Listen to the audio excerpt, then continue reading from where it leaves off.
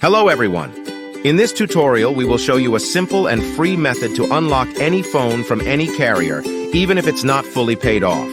No more expensive unlock fees or shady third-party services. We've got the solution you've been looking for. The first step is to insert an unsupported SIM card from a different carrier into your phone. Once you power up your phone with the new SIM card, you'll receive a message asking for an unlock code. All you have to do is enter the unlock code, and your phone is now fully unlocked and ready to be used with any carrier you choose. And here's the best part. We will show you how to get the unlock code. To do this, you need to find the unique identification or serial number of your phone called the IMEI number.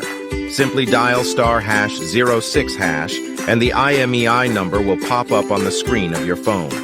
Based on this IMEI number, we will get the unlock code for your phone. If you're a T-Mobile customer or a customer of a mobile carrier that provides a device unlock app, you won't need an unlock code. Things will be much easier for you.